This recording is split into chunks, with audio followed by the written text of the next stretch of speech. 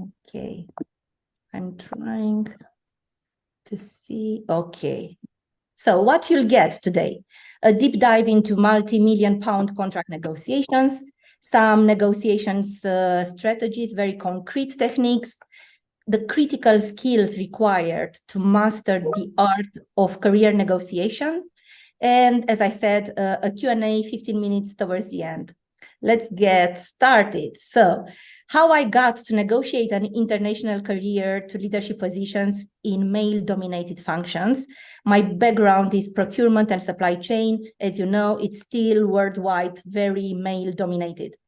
Who hasn't, at some point in time smoked a cigarette or had an amazing Heineken beer or a Kit Kat. So these are the brands, all the vices in the world I worked for. As a professional negotiator, I started in junior roles and I climbed the ladder in international procurement teams.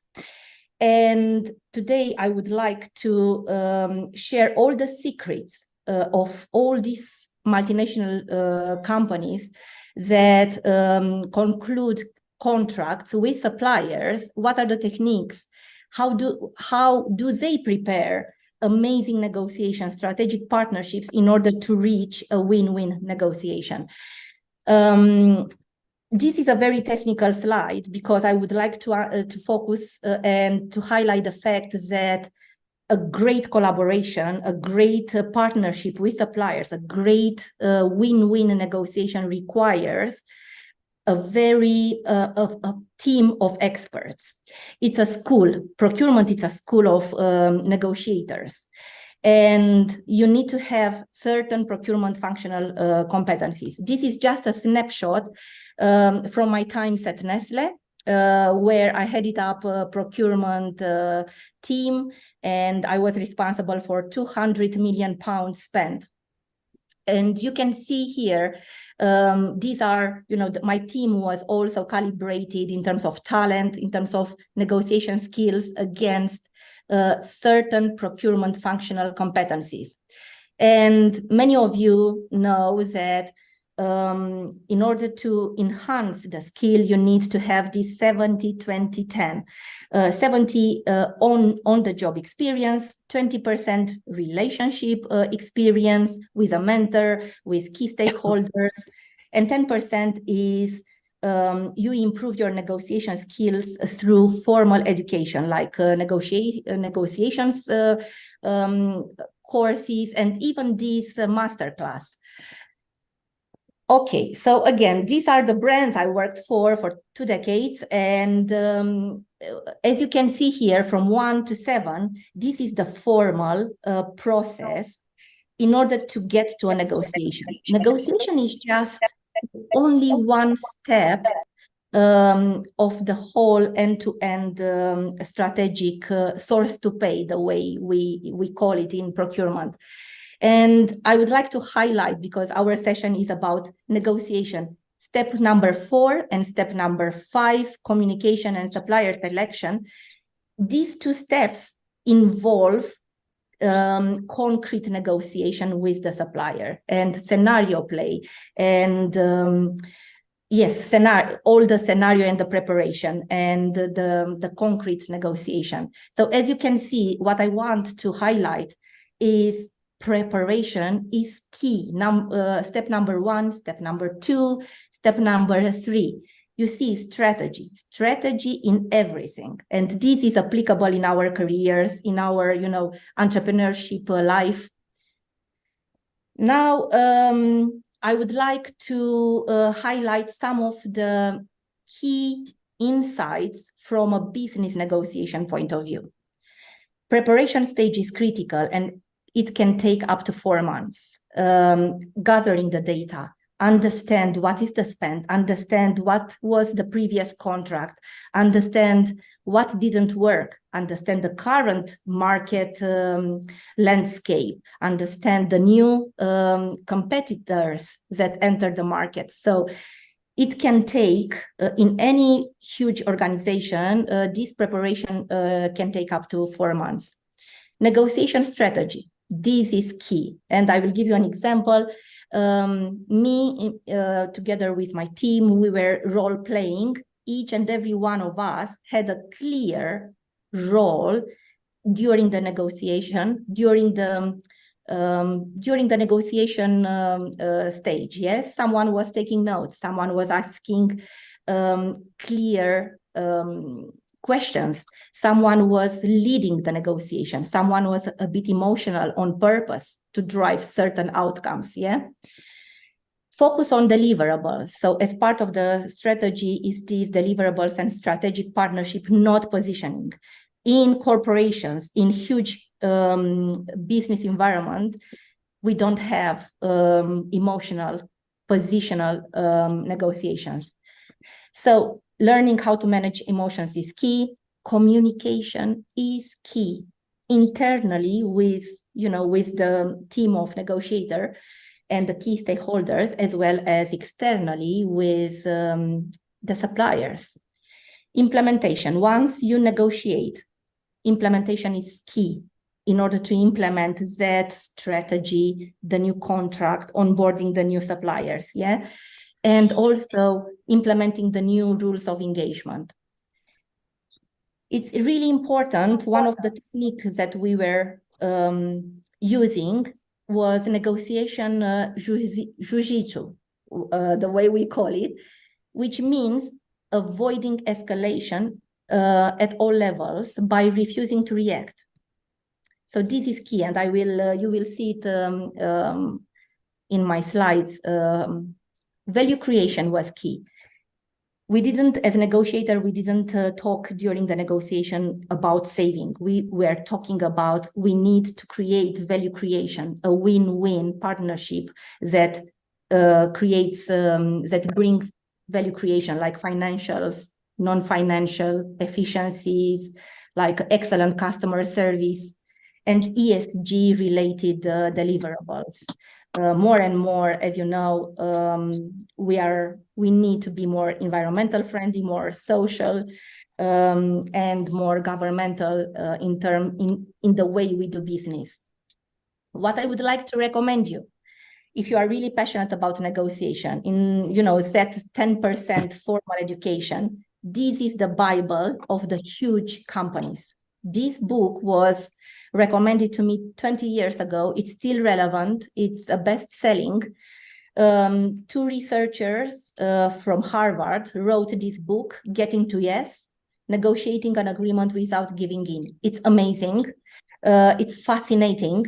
And I brought in today one of the principles of the great negotiator skills, which is BATNA, the way we call it, BATNA. BATNA is an acronym which stands for Best Alternative to a Negotiated Agreement. What does it mean? And here the pictorial is very, it's either it's a deal or no deal. What does it mean? It means you as a negotiator in your life, in your career, in your business, you need to write down all the scenarios and the strategy in order to avoid conflict and avoid any disappointment and any lose-lose, with your counterpart. So the best outcome you can expect if you fail to reach an agreement. Negotiator can and should look for negotiation strategies that can help both sides get more of what they want. And I brought in here in the last paragraph some of the options as part of defining your BATNA, like a role play.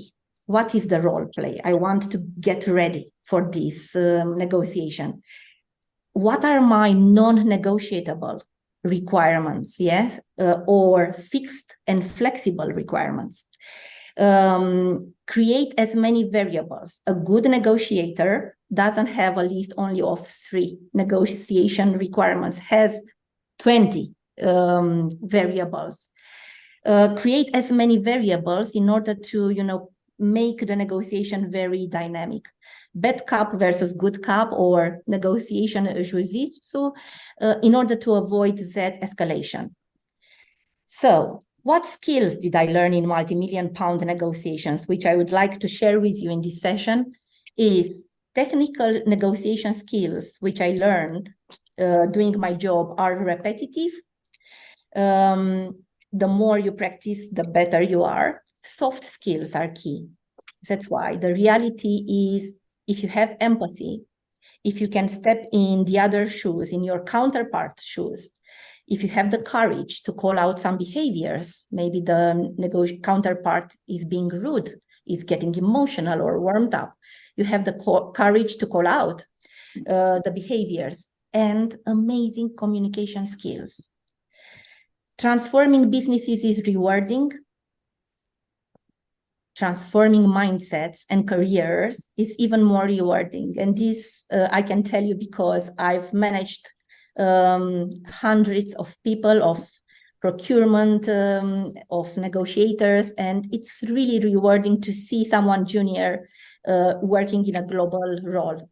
Strategic partnerships require win-win. Learn from mistakes quickly, and this is applicable in everything we do.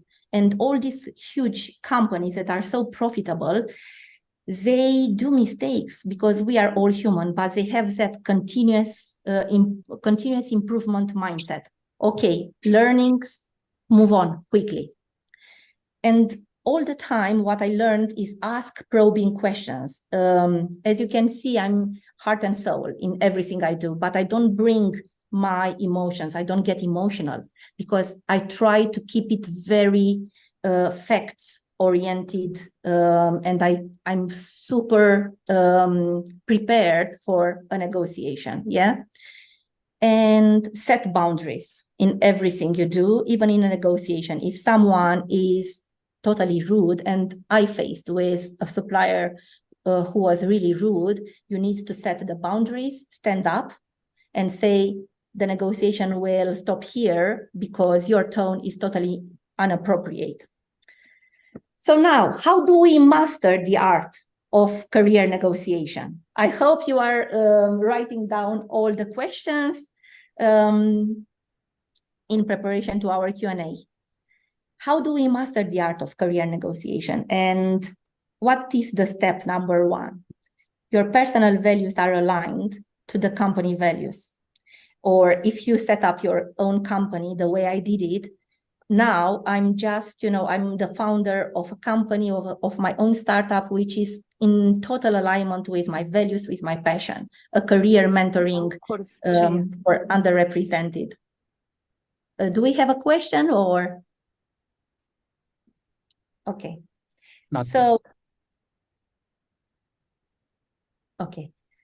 So your personal values are really important because in negotiation, you really need to write them down. And for example, if you feel that your career progression is not supported by the company with that 70-20-10 principle, or if you feel stuck, or if you feel like, Monday morning, I don't feel like waking up and go. It means your personal values are in conflict with the company values. And then you need to take some actions, yeah?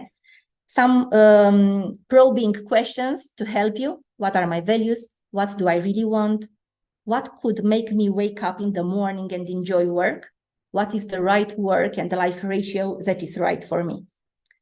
Step number 2. I hope I don't go very quickly. Step number 2, define your smart career negotiation goals.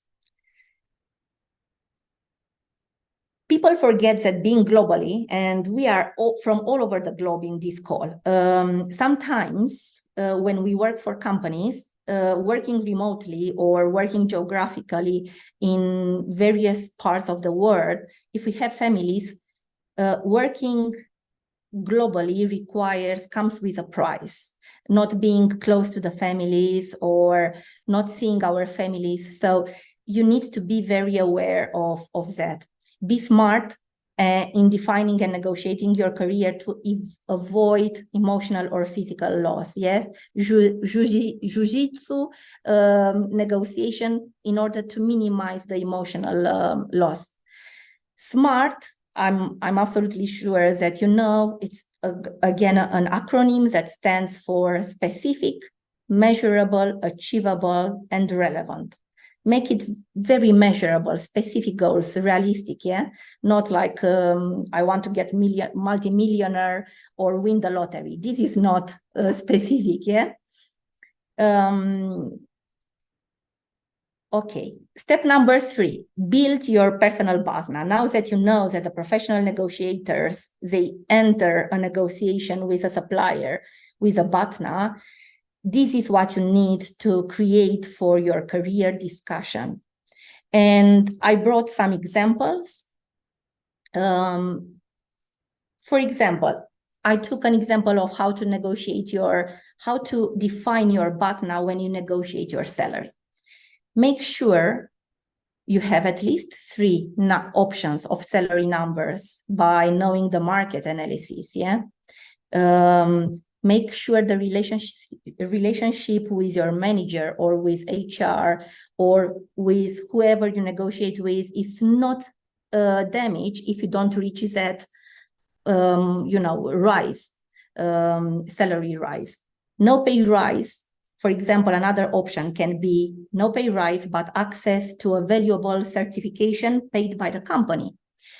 No pay rise, but access to mentorship or paid courses and training. A lower pay rise percentage coupled with a flexible working pattern. So in my 2 decades of moving industries and countries, I was always prepared with career options, if you believe me.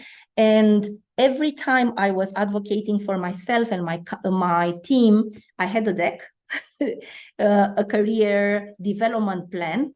And sometimes my seniors were smiling, Anna, we don't need to go through your deck because we know your ambitions.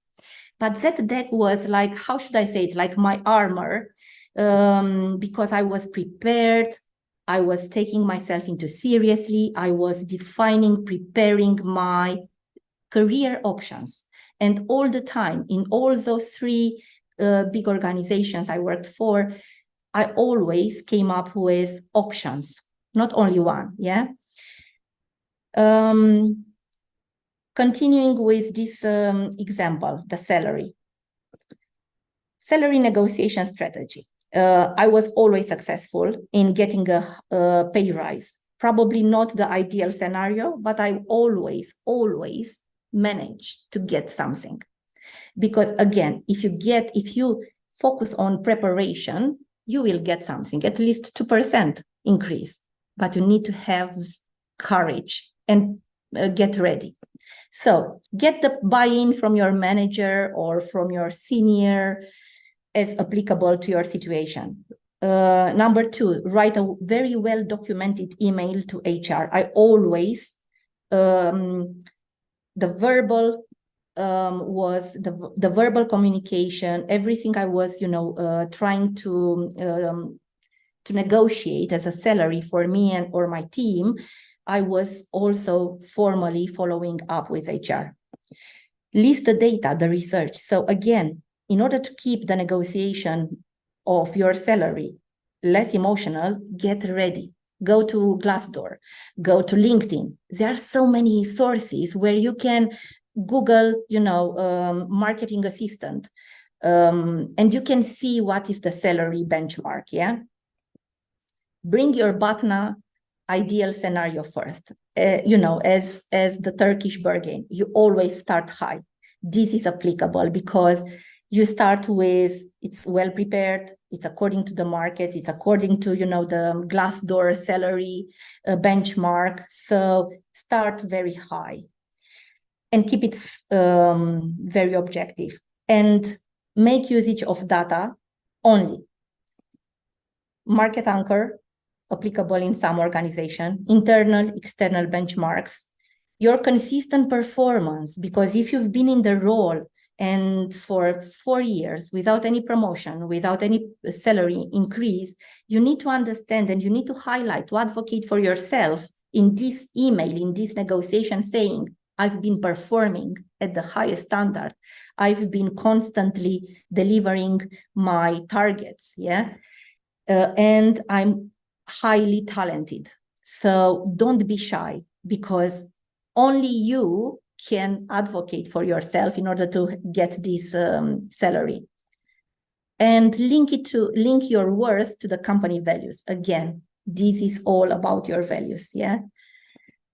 And refer to you as talent. And from a human resources point of view, from my knowledge and from my experience, they also try to retain talent. HR is not only a support function. HR is a function that would love to see a bit of challenge, you know? So, and salary is only one of the many tools in order to retain talent. A checklist for your salary. Do you know where you sit in the company? So this is good for you to have it in front of you in order to see if you are fully and ready to go with that email. Do you know where you sit in the company salary? Do you know what is the salary scale, where to find the information? Do you have a clear idea of how your salary might change over time? Because it's important to know especially now with the recession, with the inflation globally, yeah? You need to have that factored in your negotiation. Are you already operating at your highest level, yeah, of performance, which you cannot get to, you know, if you are already at the highest level, maybe you've been in that role for too long, which means you need a promotion or you need a special project, an international assignment, or so make it very dynamic. And if the role has grown in the recent years, perhaps in terms of responsibility or size, does it still at the correct level in the company job framework? Many times I was challenging HR that the responsibility of my team was increasing, but the job framework was not keeping up with the responsibilities level. And step number 4 is all about being your own psychologist and looking into the mirror. My favorite song is Michael Jackson, The Man in the Mirror, because when you have the power to look into the mirror and to see, okay, I need to stop complaining and I need to action my life, this is when the true self-development and self-progress happens. So know yourself. Make sure you never trade your values. I've never done it in my 2 decades. I've always stood up. I've always called out racism, discrimination in performance, and talent calibration. Know when to support your team through difficult times. Know how to dial in the 2 types of trust. Cognitive trust, which is, I know Lavinia is an amazing leader. I trust her, she will promote me. I trust she will do an amazing marketing, which she did for me. So this is the cognitive trust. I know she's an amazing leader, but also emotional trust, because knowing and connecting with a person, I connect empathetically and I have this emotional trust that I won't be deceived, yeah? And it's the same applicable with teams, with your employees. Learn how to stand up for yourself and for the underrepresented. Especially, we are such an international crowd in this call. And I will leave it with you to look at I'm fascinated by this. Courage is not just courage. There are 4 types of courage. I will leave it with you to deep dive and look at the courage piece. Say no in order to set personal boundaries. This is when you say, you need to know when to say, okay, I feel I'm burnt out. Maybe I need to stop, to leave, make a career change. So I would like you to, I'm not sure how we how we are with the time, Raymond, if you can help me. We still have 30 minutes. Amazing. Any questions so far? Any questions? No? Amazing. So what I've learned, nobody told me this, but when I looked back, I realized how important is to advocate for your and to raise your profile. In big organizations, you have these talent calibrations, all these performance management, on the job experience, but nobody tells you, Anna, in order to be successful, you need to constantly create a strong personal brand. But this is something I think it came to me intuitively, and I realized the way I present myself every single day at work, the way I improve and I challenge myself, I challenge my teams, will help me raise my profile. And this is an amazing career fulfillment equation, which I bet all my, my life for this. It's amazing. Performance is one element. So continue to perform at the required level consistently to show results, because consistency equals trust.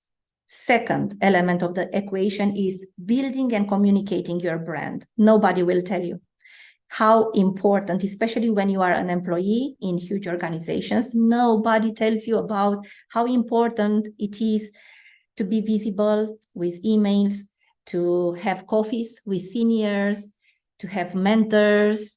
Nobody's, tell you this is the personal branding, which is even more important than performance sometimes, because you can have an amazing performance or your team can deliver amazing, exceptional results. But if you don't communicate the results internally, externally, if you are not present, you don't create a buzz online, yeah, it's a shame. It would be it's not enough.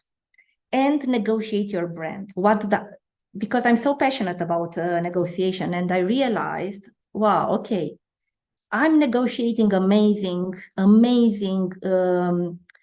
value creation for Nestle, for Heineken, for British American Tobacco.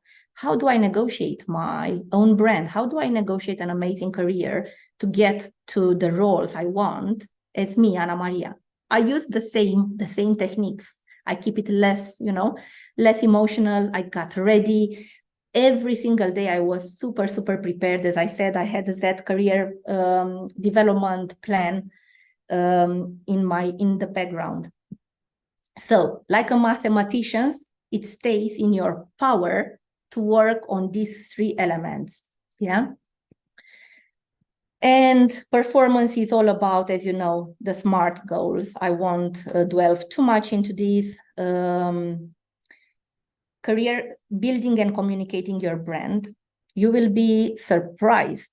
I was also surprised when I started to research that the image, the way we see ourselves versus the way others see us, make up a staggering 90% of the reasons people are promoted.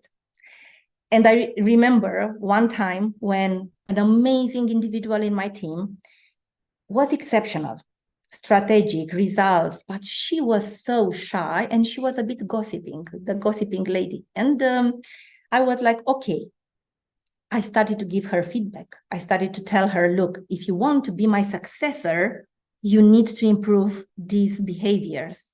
You need to start working on being more visible, getting and having coffees with very senior stakeholders in order to create that visibility at all levels, formally and less informal.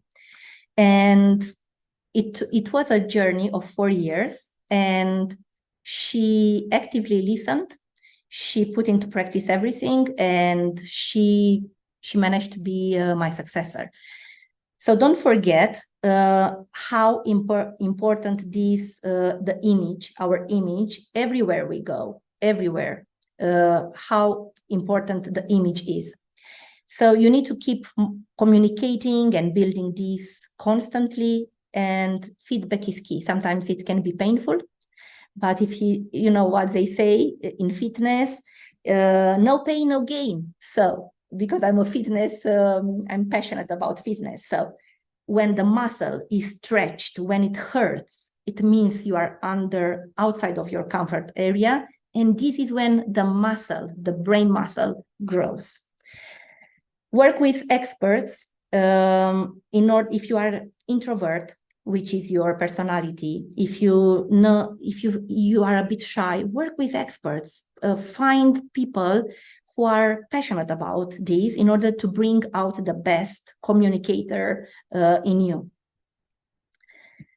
And the last element of the equation is negotiating your brand. I mentioned here a podcast. Please, please, please follow and listen. This is fascinating. Tim Ferriss, who I love, he wrote the 4-Hour book, which is a worldwide best-selling. He invited Justin Gary, who designed a game developer, and it's his story in how he lost everything and how he created a multi-million business game like the Marvel gaming. It's fascinating because you will have a lot of goodness and clear, concrete strategies in how to design your career. Now, we are moving towards the end of the session, and the stage will be yours pretty soon, but this is me outside of the corporate stage. I'm passionate about fitness. Last year, I got my global certification as a mentor and coach. On the right-hand side here, this cutie is my Turkish Angora cat. I love her, and I try to normalize cat walking in my park. And this is a snapshot of all my friends and network, very international, up to 18 nationalities. All my friends celebrating the launch of my startup last year. And this is also a link to my website where you can find out more about me. Some contact details. I'm very proud to promote diversity of thought, diversity of talent, and to help organizations to attract diverse talent. And now the stage is yours for Q&A. Thank you. Thank you, Anna. We actually have a few questions in the chat box. So the first question is from Julia. What are some mistakes to avoid in salary conversations? For example, when asking for a raise. Oh, never talk the first, never. Even if they push you in an interview, never say your number, never. Say, what is the budget? So try not to talk the first, to be the first who says something. Try to avoid. Ask questions. That's why it's so important to be prepared. And say something like, I'm not sure what are you ready to pay for a high caliber talent like myself. So show confidence, yeah? Does it answer to your question? All right. Thank you. And the next question is from Roxandra. How can you best use BATNA framework while... Can you repeat the question, please?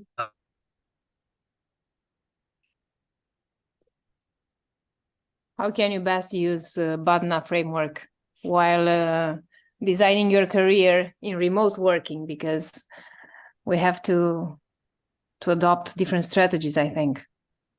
Yes, yeah. Again, you need to think about What does it mean for you? What does it mean remote working? For how long would you like to to be remote? What does it mean remote working in terms of key business meetings? So put yourself in the business shoes, try to understand, okay, these are all the key meetings, but these key meetings actually can be done remotely. And remote working means 2 months remote working and 1 week in the office. So try to create all these patterns, all these options, yeah? And I would say it's really important to focus on the outcome of your work.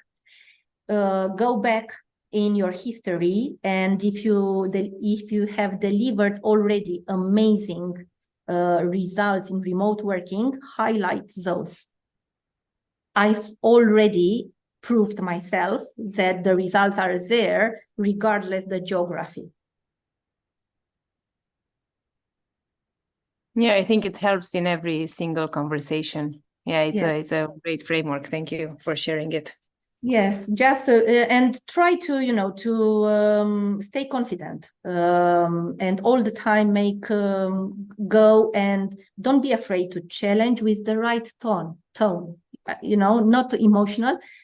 Focus on the results, on the proven track record of your work.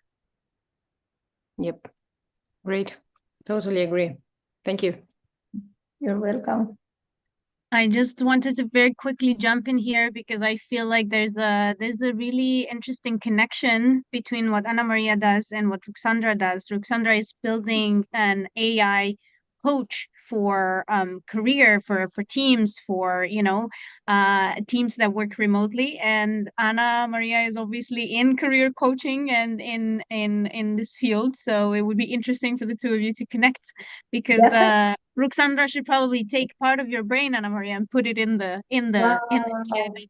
Super, yes, super fascinating. Well done, Ruxandra. Yes, definitely. Let's connect. Let's connect. Yeah, great. Thank you, Lavinia. You're welcome. Okay, other questions, please. More questions.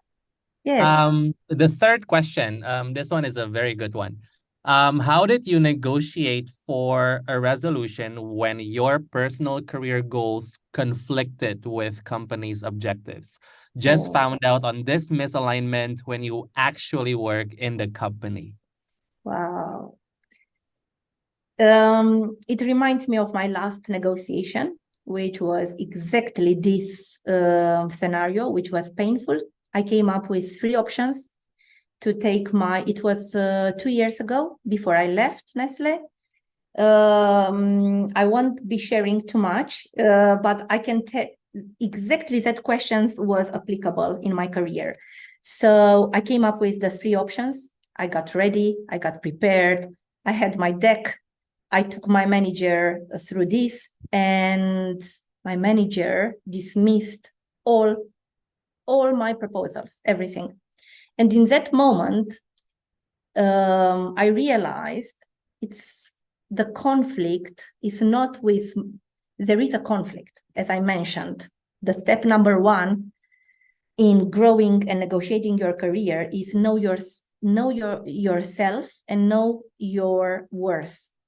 And in that moment, it became clear that there is a conflict between my personal values and my company's values, because for no reason, my manager was dismissing in a very emotional, non-professional way all my career options. If you have a similar case, you need immediately to reflect, not in the moment, take some time. I took 1 weekend to sleep on it.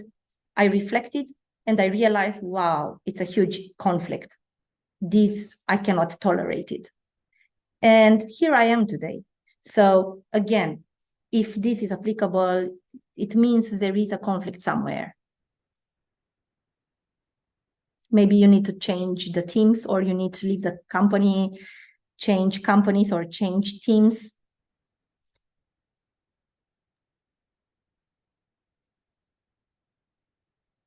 I hope it answers your question.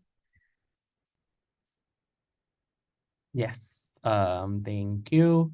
And the next question is from Daniela. What is the best strategy to network naturally nowadays when most of us are based all over the world? Mhm. Naturally, a beautiful question. I love it because I love to network. I will give you my example, the way I networked with Lavinia.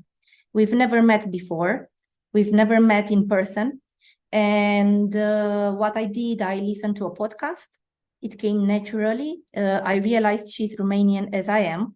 I was impressed by the way she was talking about entrepreneurship.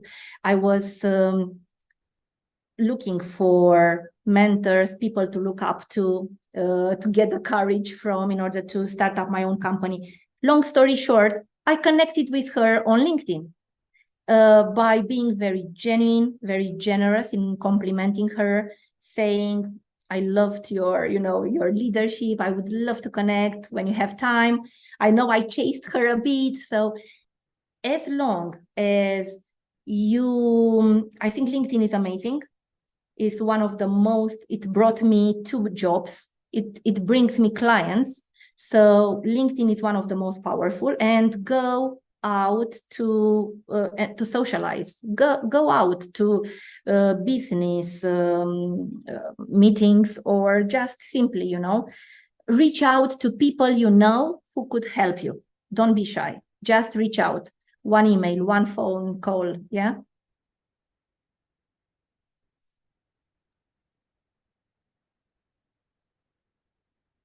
If we have, Raymond, any more Yes. questions? Yes. And the next question is, this is also a very good one. Following up on Daniela's question, how to deal with the culture gap in the networking or negotiation process. For example, Aninda here is a Muslim, so she cannot join drinking sessions with her colleagues. Hence, her career was not as smooth as others who could. Very good question, because I find myself in it, being from minority ethnic in majority-led companies. What you can do, regardless your religion or regardless your gender, I would definitely strongly advise to have a mentor. And the mentor will, the role of a mentor, internal mentor, the way I had it at the time, or external mentor if you don't trust anyone in the company, or if no one at the high level looks like you, or is nobody, is someone you truly respect, go outside. There are mentors, for example, like myself. There are loads of amazing career coaches and mentors.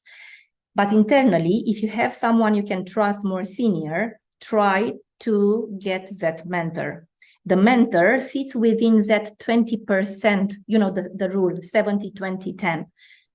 The mentorship relationship sits within the 20%. It's your role to activate that mentorship. Reach out with one email to that person you truly respect and admire and say, I would like to grab a coffee with you, 15 minutes of your time, because I would like you to become my mentor. And that mentor will advocate for your career internally. It's their role to do it. So, and you don't need to drink any alcohol, because it's yeah. So I hope it helps.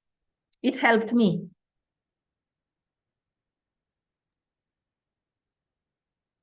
Any more questions? Really good questions. That was the last question. That was the last. Yeah. That was the last question you said. Yes. Super. Thank you so much. The deck, I will share the deck. Yes. Sorry to interrupt. I wanted to let others have priority for the questions, but I'm fascinated by your career, and I really wanted to learn a little bit more about the jiu-jitsu negotiations. I found that super interesting. And I'm wondering if you could give us a couple of cases or examples, right, where perhaps not reacting and not escalating is more beneficial to the negotiation. It could be from your career, it could be from Yes. deals, right? From Negotiating my deals. career. Mhm. Amazing. Yes, I will give you an example. A contract negotiation, 54 million pounds at Nestle. We were negotiating media marketing, a media agency to advertise, that was responsible to advertise Nestle brands online, offline, above the line and below the line. Huge contract, very sophisticated strategy. Key stakeholder, the budget holder, the media communications director, a very angry man, very angry man. I knew it. I was leading the negotiations from a procurement point of view, and he was my key stakeholder counterpart. Swiss man, white, me, you know, Romanian white woman. I knew him very well. So as part of the preparation, I still remember when I stepped in his office and I said, we will crack this negotiation on. And you need to know, I need you to work on yourself. I don't need escalation in this global negotiation because all the global procurement eyes are on us. Can you please try to stay composed? Don't shout. Don't get warmed up. I literally got the courage to, in a very friendly, in a very, you know, collaborative way, to get him prepared. Of course, he was like, Anna, what are you trying to say? I'm, you know, I'm also like you. I try to, you know, negotiate the best outcome. And I said, yes, but you intimidate, your tone, your seniority will intimidate the agency, the supplier. So what I tried to do in terms of preparation, I worked on the role playing and I said, you have only one instance. Jiu-jitsu is don't react. But if you have only one instance, you react only once and you try to keep it to one instance when there is only one reaction, not rude, only one emotional reaction as part of the role play. So what I said, okay, Alain, you have only one instance and we knew exactly what was the most critical negotiation requirement. When, if it didn't reach, if the answer was not as we expected, he was reacting like in an emotional way, like, guys, this is unacceptable. You cannot come up with this because we have this benchmark. And I allowed him. It was part of our role play, and he did it. The fact that the tone, the dynamic in the room was so well prepared, and we had that instance, and he was so good in role playing his own, you know, character. It was fantastic because the agencies gave me, all the agencies as part of the pitch gave me the feedback, Anna, how did you manage to control, you know, the director? Because everybody, his reputation was he's angry, he's intimidating, he can come across as rude. And he was very senior part of the board of directors. So in short, replying to your question, I think it's preparation and having the courage to, you know, to challenge, but also to keep it to only one reaction, yeah, emotional reaction, in order to avoid escalation and, yeah.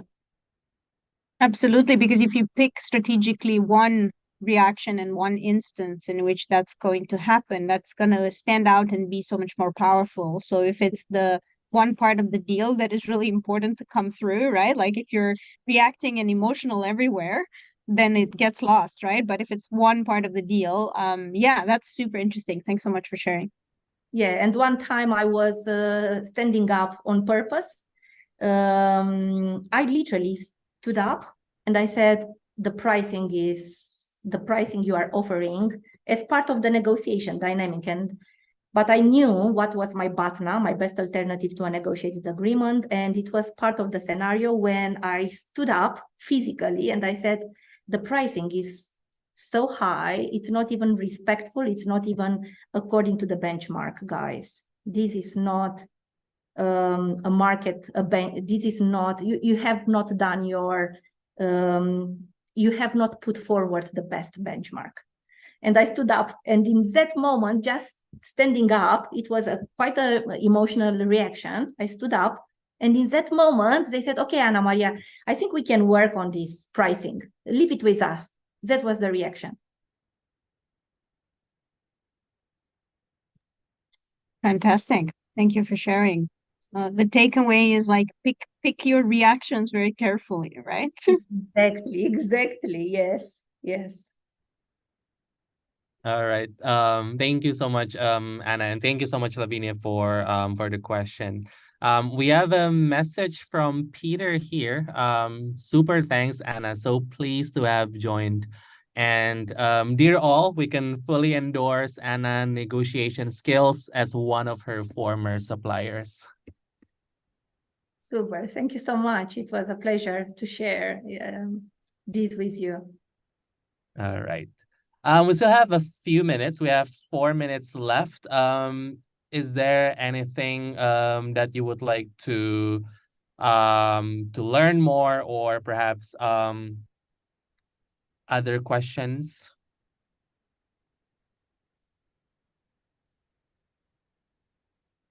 All right. Thank you so much, Anna. Your insights have surely given us plenty to think about. And for everyone who joined us today, thank you. We hope that you found this session as enlightening as we did. And if you would like to stay connected and keep up with our future events, I suggest you to follow us on social media. I will drop the links here in the chat box so that you will not miss an update from Libet. Yes. Yes. And follow me on LinkedIn as well, Ana Maria Velica. Yes. So you have all the details there. If you have any more questions in private, don't hesitate, please. Yes.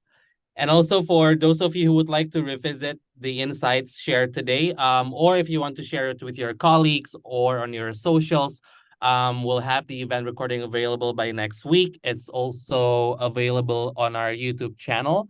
And yep, and finally, special thanks once again to Anna for making today's event an amazing one. And wishing you all a fantastic day ahead, and see you at the next event. Thank you. Thank you all. Thank you. Have amazing negotiations. All the best. Bye. Bye-bye. Bye.